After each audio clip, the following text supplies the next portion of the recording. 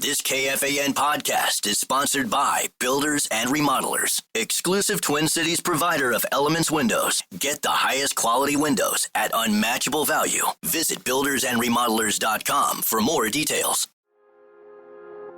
Something unexpected happened after Jeremy Scott confessed to killing Michelle Schofield in Bone Valley Season 1. Every time I hear about my dad, it's, oh, he's a killer. He's just straight evil.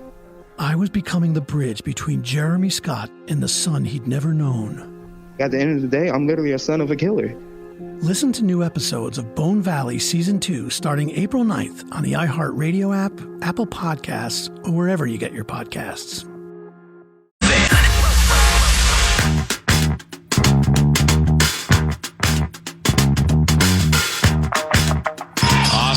Waiting, bounces to Fox, right of the arc, outside the stripe, wants to drive, does through a double team. Oh, and a reverse dunk! He threw it down over his head, back to the basket, and Gophers leading by 5, his third dunk of the day.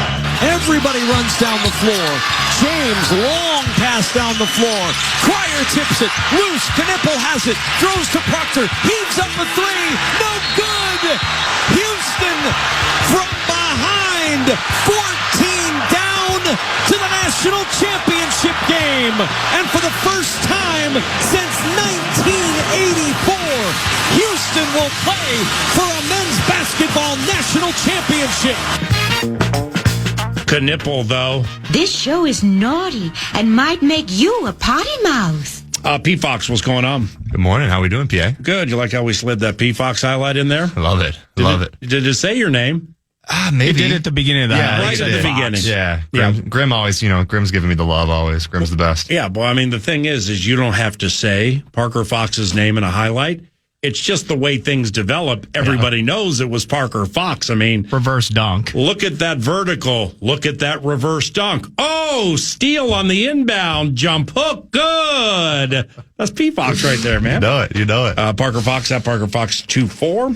Follow him via Twitter if you're so inclined, as 9 to noon does. This is our Steve's Appliance Marathon segment. Steve'sAppliances.com if you need a cooktop, a microwave. Good deals on microwaves now. Also, dishwashers, washers, dryers. Steve'sAppliances.com. Love working with those people. And very happy that they presented the marathon.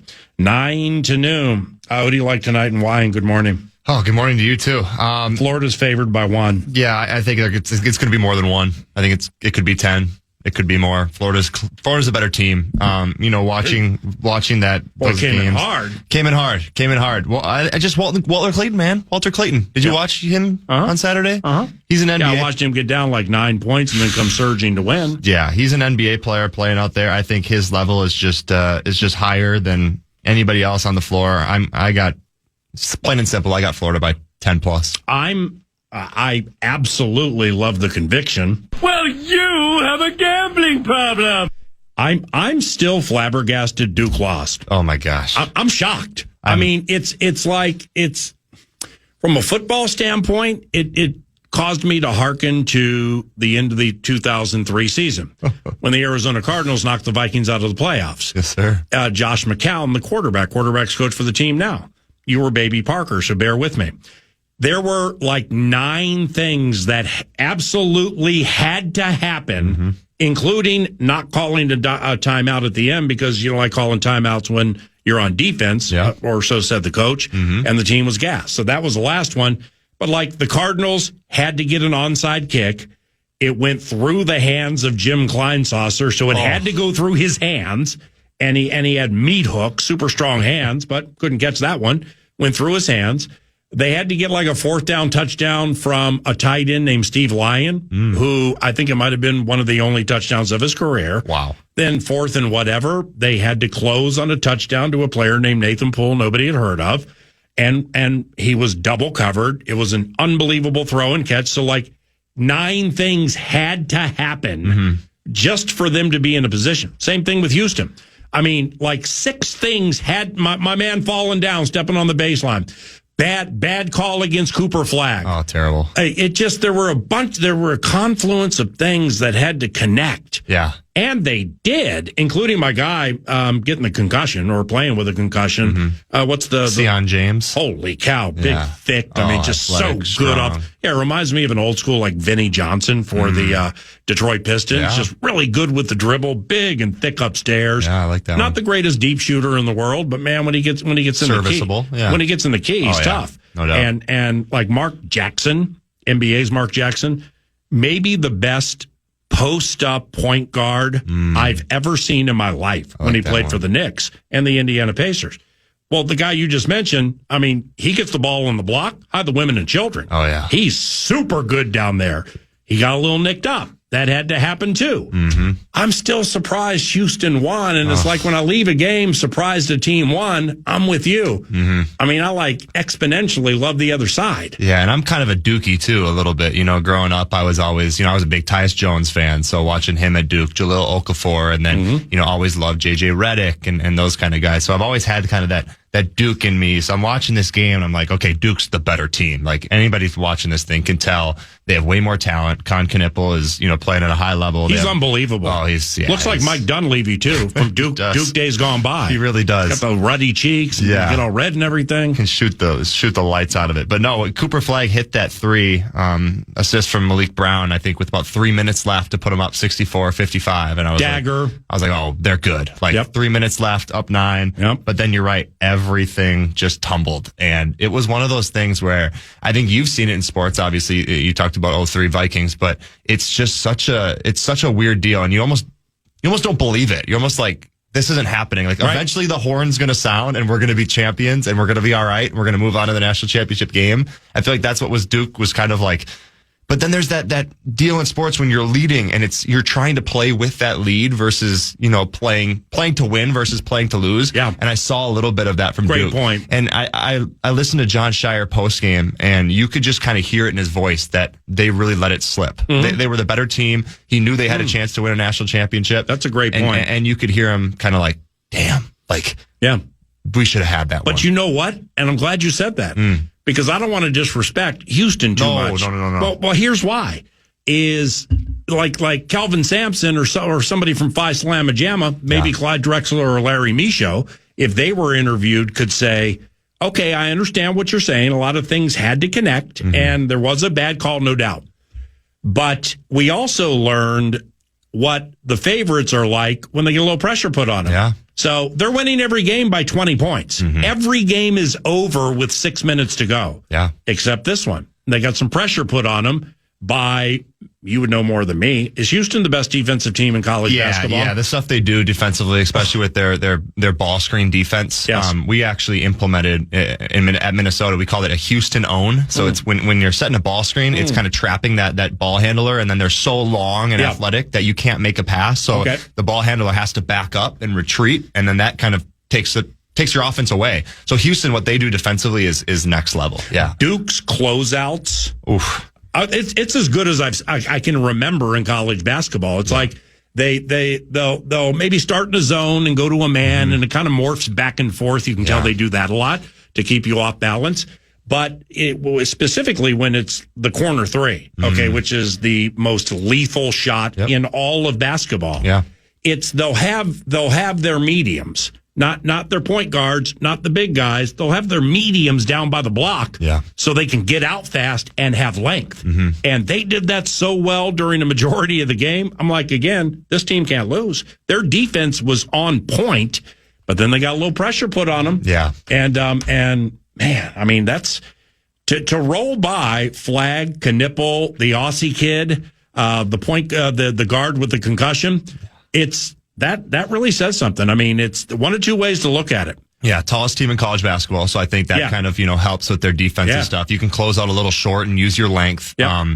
But the one thing I heard John Rothstein talk about post-game, I think it was a quote from Bill Raftery. It was national championship teams that go on to win it all. You have to have a game where you kind of get that white knuckle, where it's like, it's a little tense, it's a little tight. And Duke didn't have that. Florida's had 1 million. Florida's had 3 or 4 of them now. Yep. And Duke didn't have that. I don't know if that adds up. I don't know if that kind of that youth and having a young team like Cooper Flagg, Con Knipple, those younger guys, does that add up? But Houston, they showed their culture, and I think Calvin Sampson has really got that team to buy in. Yeah, Duke's got more talent. What do you mean they showed their culture? I just think Houston's been a 1 or a 2 for X amount of years. Yeah, lets down every year. They do let down every year, but I think just consistently getting to that point every single year is something that you can't deny either. It's kind of the LeBron effect too, where it's like, LeBron lost 6 NBA finals, but he was in the finals every single year. So he got himself there, one of those situations. And I think you can argue that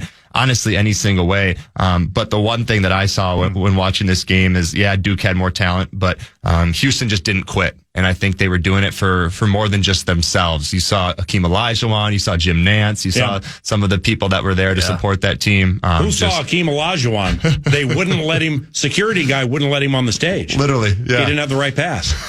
I mean, I don't know if you saw this on social media. I saw it yesterday. Olajuwon, it's like you could see the guy with him going, bruh, this is Akeem Olajuwon. Like this isn't just a random 7-footer. Right. Yeah, right. That too. And then the security guy would not budge. Yeah. He would not let Olajuwon join the team after winning. I guess he's just doing his job, right? That's what he probably said. Hey, he didn't have the credentials. I'm just doing my job. But end of the equation. Somebody from Houston was probably like, this is the dream, man. You got to figure this out. See, now you got me confused because I was in lockstep with you. I like Florida a lot tonight. Yeah. Nordo brought up a good point, and we just kind of talked around it where, it's the horse racing analogy here would be the beast you just went by. Yeah. After being 10 lengths back and you come surging in the stretch, that was the beast of all beasts ever to beast. Mm-hmm. They were winning every game by 20 lengths. Yeah. And you ran them down. And that took a lot. That took a lot out of the equine athlete. Yeah. So there's probably going to be a little bit of a regression. Mm-hmm. I don't even know what the mean is, but a little bit of a regression. Yeah. Florida, plays that game. They get behind and they come surging and they win, but not against Duke. I mean, that was a different creature that Houston just beat. But I mean, it also, with these kids, it also may be eye-opening, like we can do anything. Yeah, we can do anything. And I think you're gonna see that early because we've seen Florida throughout this tournament, throughout their their whole regular season. We've seen them kind of be a second half team. Mm-hmm. We saw that last game against Auburn. Auburn kind of blitzed them early. They were up, whatever. I think it was the most was 14 maybe or something like that. Florida comes back and wins. Can Houston do that to Florida? Because we know Florida's going to come out in that second half. Walter Clayton's going to make big shots. Can Houston find a way to build on that momentum over that win against Duke? There's one of two ways they can go. They can build on that momentum and they can ride a high and they can come out early and blitz them and do everything defensively and score, or they can come out and kind of be satisfied. Hey, we beat Duke. Hey, we got here. This Florida team, this isn't better than Duke. We should be fine against them. That's the approach you can't have. You can't have that approach. So I think we're going to see it early from Houston if they're ready to roll. Do you think that Houston? You talk about them being from a ball screen standpoint and just and programs like yours, noticing it to such a degree you might try to implement some of those tactics. Are they that much better than an Auburn? Or, I mean, I keep blanking. I think it was at Texas A&M they faced, and they had to come back from 6 or 10 there as well. Or was it Tech? Houston. It was Elijah Hawkins' team. Yeah, Texas Tech. Texas Tech. Right. My bad. You're right. But my point to that is because there's the second half team, and they've proven it now long enough, so that's part of what they do. But I picture the, like Anthony Edwards and some of his slow starts, and we'll get to the Wolves, but I think about constantly having to rely on that second half surge.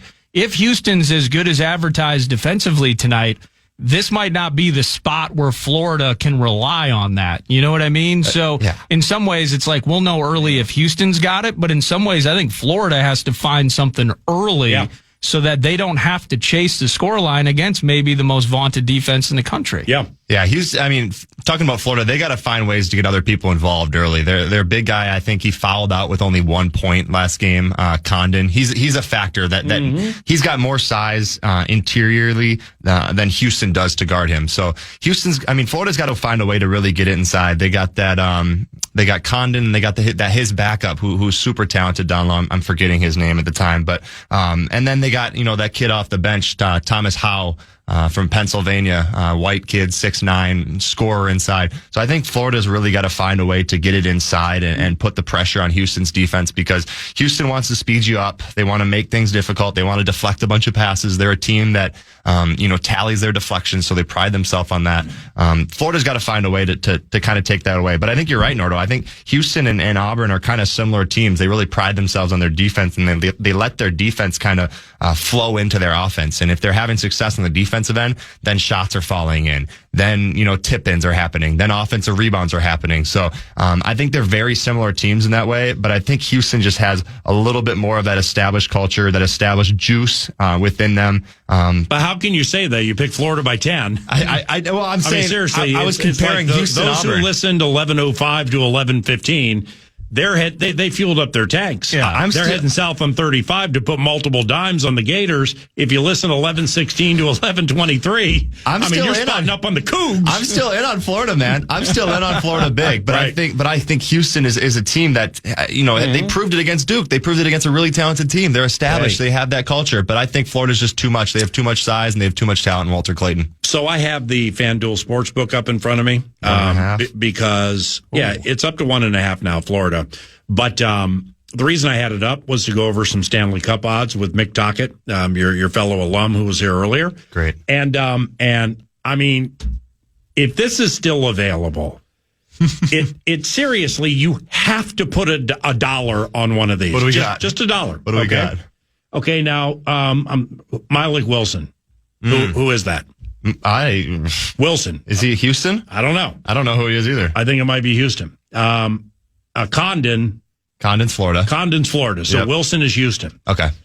You can get at 50,000 to 1. Oh, God. 50,000 to 1. You put up $1. Yeah. If this happens, you win $50,001. Okay? It's and Pasadena City College math. Yeah. If you could please look at these odds and make sure that I'm getting them the right way. I'm just trying to find which category you're looking at. Go to player specials. Okay. So here's the deal. If Wilson for Houston scores a go-ahead field goal, not free throw, field goal of any kind with 0.0 seconds left in the game, well, see, you can't score with 0.0. This may be a trap. But that'd be 500 to 1, by the way. Okay, 500 to 1. Okay. So $501. Just for him to hit a game winner. Game winner. Yeah. Okay. But it says 0.0 seconds left in the game. So it'd be a buzzer beater. Yeah, buzzer beater. So if time. Wilson hits a buzzer beater or Alex Condon hits a buzzer beater, you get 500 to 1. You know what would be a terrible beat? I got to put $10 on that. You know what would be a terrible if beat? I'm down there. They hit a game winner and they go review it. They put a tenth of a second on the clock. That'd be the worst. But wait a second. The worst beat of all time. See, now all of a sudden we're getting into the semantics of what do you mean? As a guy who's played college basketball for 8 years, understand. they review everything. Right. Everything gets reviewed. It's been more this year. Oh my goodness! And it just stops the flow of the game. And it's like the last 2 minutes take 40 minutes to play every single game. It's like you're watching a college basketball game and Sunday night baseball between the Yankees and Red Sox breaks out. Well, what about it's like 4.5 hours? Does college hoops have the Trent Tucker rule, where the ball has to be released with a minimum amount of time on the clock? I don't think so. Because can you picture? 3. Yeah. It Point does? 3. Yeah, college basketball has that. So can you picture him getting that bucket? But then it's negated because it was less than, it was 0.2 on the release or something like that. It has to be big boy from Maryland. Yeah. It has to be that bit. Mm-hmm. Left-handed jump hook. Yep. It's goes in, time Jalen expires. Suggs. Yeah, or Jalen Suggs, half court heave. Yeah, one of those into situations. the crowd. Yeah, or I think for those big guys, what you would really want is the tip in. You know what I mean? Somebody shoots the shot with 3 seconds left. Parker tip in. Big Malik Brown tips it in. Oh man! And then this is what we were talking about earlier. PA, you just missed out on 500 to 1 on the go ahead. Yeah. Some guy next to you, he's got a $20 win ticket on Florida. Yeah. It just ruins the entire. So what am I missing here if it's plus 50,000? Well, I think it's double zeros. It's 500 to 1, I think, is how they list the numbers there. Yeah, I don't know anything about the whole betting deal. But I would think that would be plus 500. And then plus 5,000 would be 5,000 to 1, and put another zero, it's 50,000 Well, to 1. but for instance, Walter Clayton plus 270, that's just under 3 to 1. Yeah. So then you add 2 zeros to that. it'd be 270 to 1. Can you repeat the part of this stuff where you said all about the things? Tell me what you think of this one. And this is just in front of me now, so nobody's spotting up here. I love it. It's just, it's intriguing. Walter Clayton. Okay, you love him, right? Love him. LJ Cryer. Yeah, and solid. Make or miss guy. Do you think they can combine for 10 made 3-pointers in this game? Because if you do, it's plus 1040. So that's 10 to 1. Yeah. I don't know. That's a tough one. I've just seen so many highs and lows of LJ Cryer. More highs, don't get me wrong, more highs. But I think it was in the Elite Eight game where he was 0 for something early. Walter Clayton's going to give you 5 or 6, but can LJ pull that weight? I don't know. I don't love it. If you have $1 to throw on it, why not? But I love that one. When we return, the Timberwolves have won 5 in a row for Fincho, 5 in a row for Rudy Go, 5 in a row for Mike Coe. Didn't do anything yesterday except sit back and watch some basketball and, hey, Golden State lost. That's probably good for us, right? Well, they actually slipped back into the play-in, and they didn't even do anything to do it. And we'll explain how that happened and get into the howl around the corner with Pete Bob. Something unexpected happened after Jeremy Scott confessed to killing Michelle Schofield in Bone Valley Season 1. I just knew him as a kid. Long, silent voices from his past came forward. And he was just staring at me. And they had secrets of their own to share. Gilbert King. I'm the son of Jeremy Lynn Scott. I was no longer just telling the story. I was part of it. Every time I hear about my dad, it's, oh, he's a killer. He's just straight evil. I was becoming the bridge between a killer and the son he'd never known. If the cops and everything would have done their job properly, my dad would have been in jail. I would have never existed. I never expected to find myself in this place. Now, I need to tell you how I got here.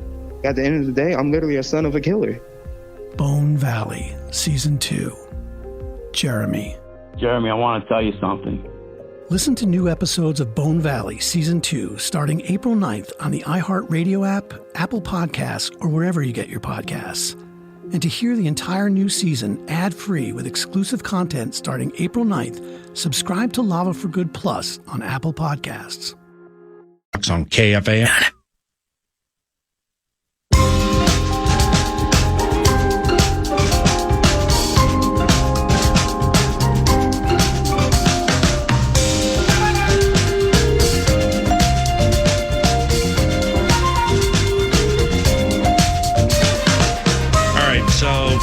Freeman with Timberwolves PR, nice enough to text 9 to noon. And this is from an Alan Horton tweet. See, here's what happened. The Wolves, well, they went into the 6th spot out of the play-in, and it surprised me when they did it. And I'm like, okay, cool. Well, I mean, that's just, I can't figure it out, but I'm not going to try to figure it out. Why? Because for now it's boring. We have the NFL draft, we got the NCAA tournament, and one of Parker's favorites, the Frozen Four. And we got to figure out the blue line pairing for Western Michigan. So then it happened again yesterday. Golden State loses for the first time in like a week and a half, 2 weeks. And Houston, I watched first half of the first quarter of that game, and yeah, Houston's balling. I mean, it's a very I know their lineup. I know how they want to play. Yep. Van Vliet can shoot you out of games. Van Vliet can rally you in games. No doubt. He's a super polarizing kind of guy. Jalen Green's a score first guy. Sengun is out of his mind right now. Yeah. Amen Thompson is one of the best defensive players in the NBA, maybe in the last 5 years, blah, blah.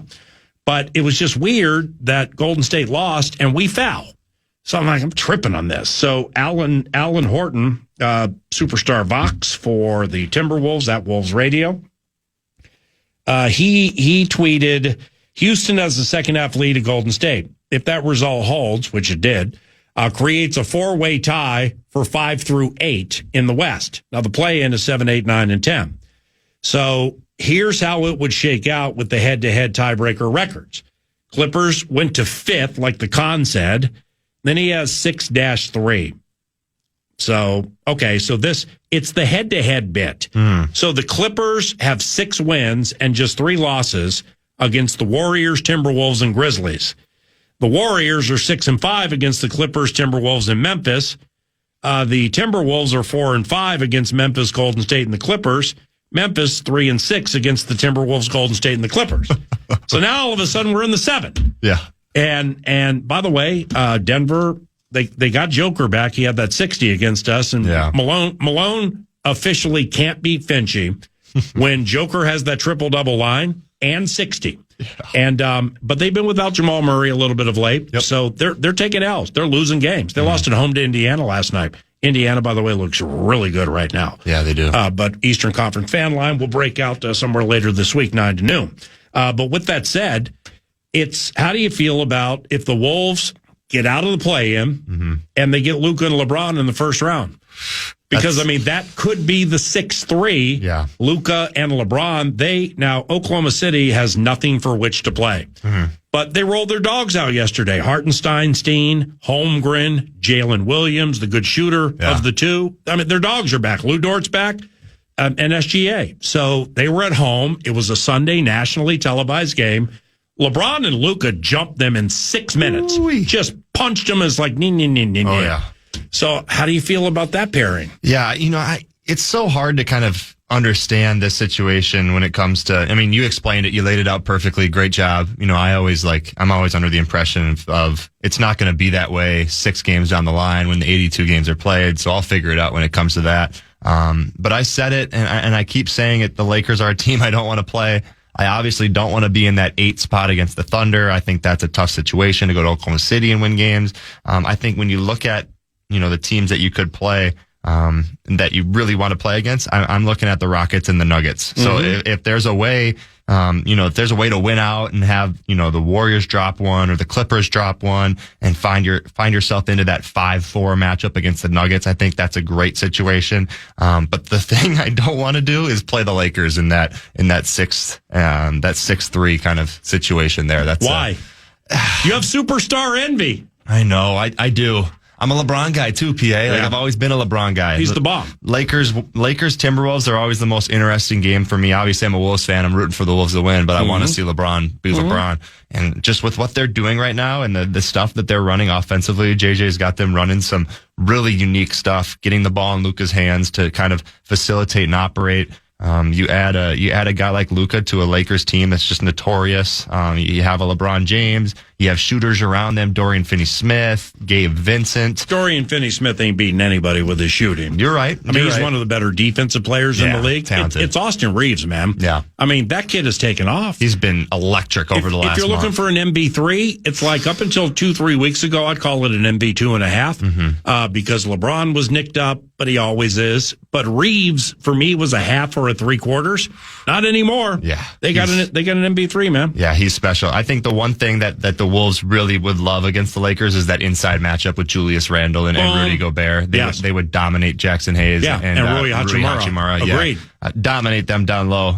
But yeah, that's just one I don't want to see. But I think that's the same situation when you face a team, like the Nuggets. You're going to have a good battle with, a Jokic, but now you have Anthony Edwards and he's going to kill whoever he's guarding. Well, speaking of Anthony, he got a team, either in the Philadelphia game or the one before that.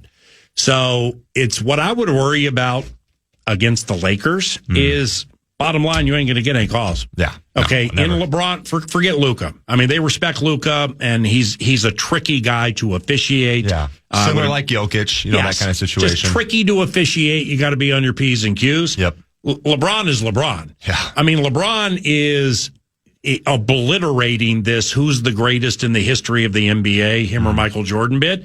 Because he keeps playing, and he just keeps running away in a bunch of statistical categories. But anyway, LeBron knows how to work them. And Stripes are afraid of LeBron. Yeah. They're afraid of making that big call in that big moment against him. Why? How do I know that? Because it never happens. Oh, you're right. So here's what I would be concerned with, because this technical thing goes to the postseason. Yeah. And I learned that with Draymond Green a few years ago. Kicking LeBron, yeah. You're right. Remember the last time they met at Staples, your guy with Duke, J.J. Redick, Jared Vanderbilt just came back. He knows how to get under Anthony's skin. It's dog, played with each other. Oh, yeah. And then let's play. Yep. Well, they purposely tried to get under Anthony's skin. And I would too, because he's proven to be immature in those situations more than he's mature. Yes. If he gets a tee, in a playoff series and he's suspended 2 games. Can't have it. Yeah. So, I mean, if I'm JJ Redick and I get the Wolves in the first round, this is assuming that it carries to the postseason. I think it does with the technical foul rule bit where he already missed one against Utah. Funny, they lost. They need that thing back like they need to breathe. Oh my they need that Washington, at least one against Portland where they lost back to back. The Indiana game where they lost all 5 of their starters. New Orleans, they need 2 of those back so desperately. And they jacked around with Philly the other night, man. This no-name Philly squad had them tied. They acted like they had them when they wanted them. It turns out they did. Well, yeah, if Anthony Edwards doesn't hit that double-teamed fadeaway 3, Philly's got the ball going to score to win the game. Crazy. Yeah. And so they messed around with that one, but they got the money.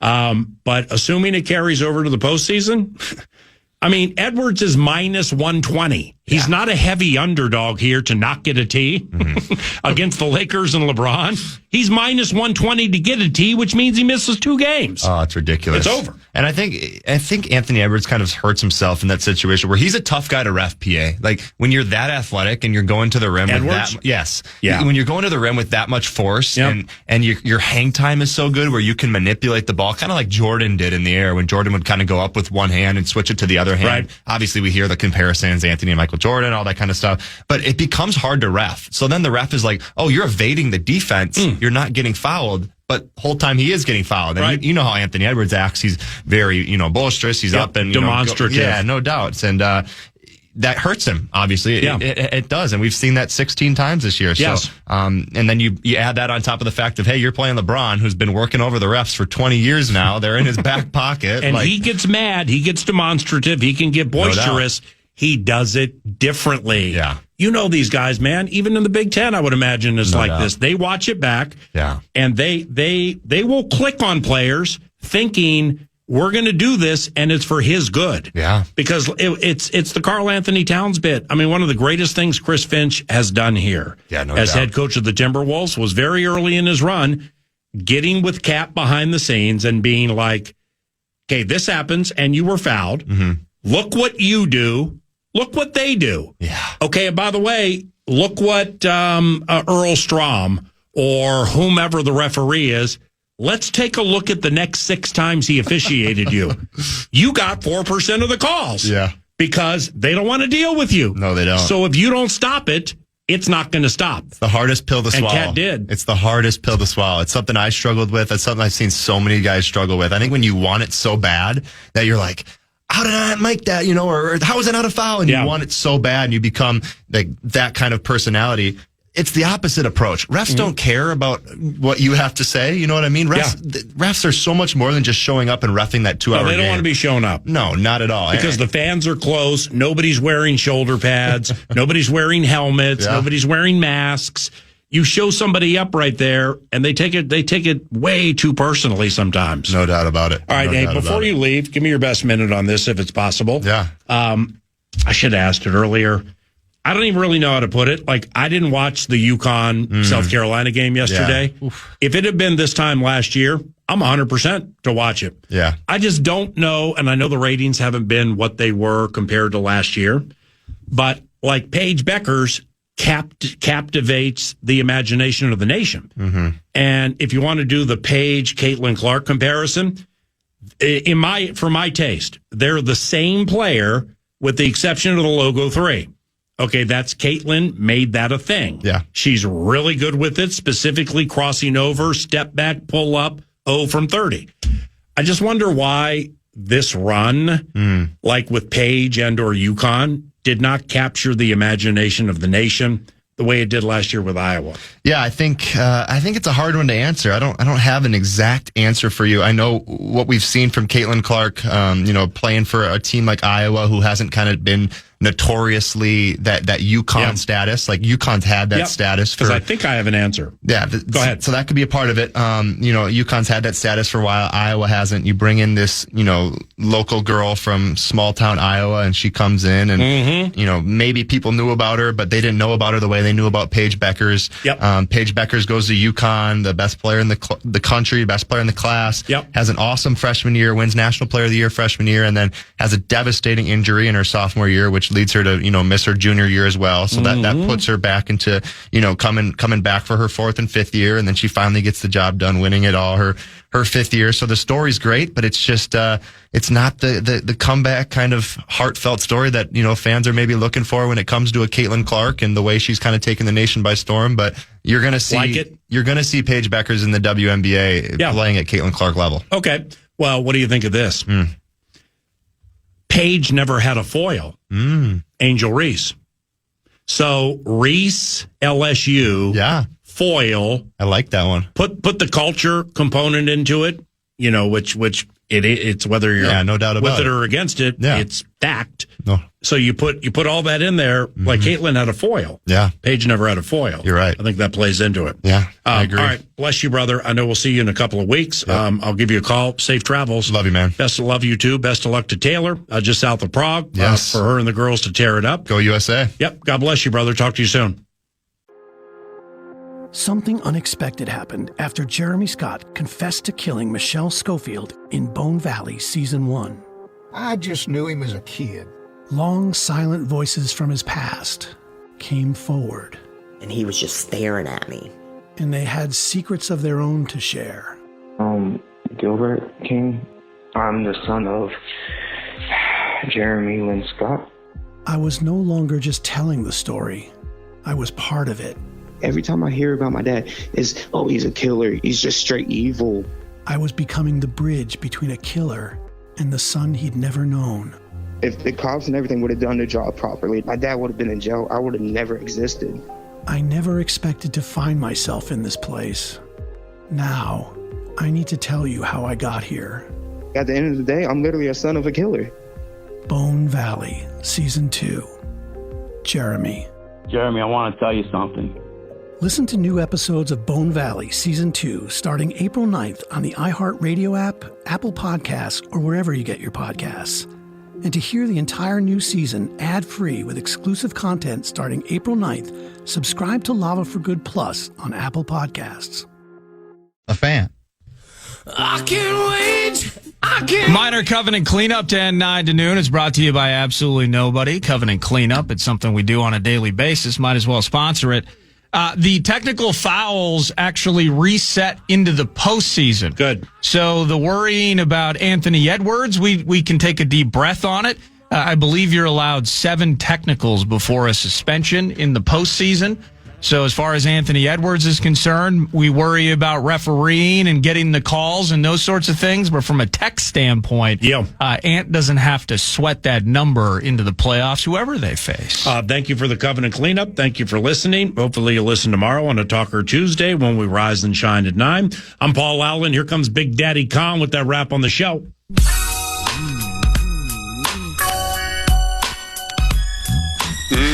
Good stuff. Now, what did I do wrong? Meatloaf, the weekend, it was mostly fun. Turned off the baseball when they were up 7-1. It's early April, not like I care a ton, but sorting socks took precedence, cleaning the garage and feeling the sun. Wild ending the game with high marks, but seriously, can't trip over yourself with the Sharks. Just get into the dance. I mean, we're not ones to beg, and for your reward, here's a ticket to Winnipeg. 5 straight for the Howl Ant, the shot maker. It took a beautiful mind with that 4-way tie breaker. Gobert feasting nightly like 18 boards a game. Go beat up on the Bucks, missing their guy Dame. Tonight, end of the March Madness tourney, end of a yearly busted bracket journey for most of us. How do you get paid on a Malik Wilson clutch score? Cougs cutting nets, I swear it, they enter the lore. And the silence you hear is Lambeau Field. Podcast today's Paul Allen Show, or listen back to previous show and interviews by going to the iHeartRadio app or KFAN.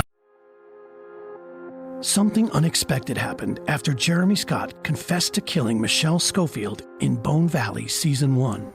Every time I hear about my dad, it's, he's a killer. He's just straight evil. I was becoming the bridge between Jeremy Scott and the son he'd never known. At the end of the day, I'm literally a son of a killer. Listen to new episodes of Bone Valley Season 2 starting April 9th on the iHeartRadio app, Apple Podcasts, or wherever you get your podcasts.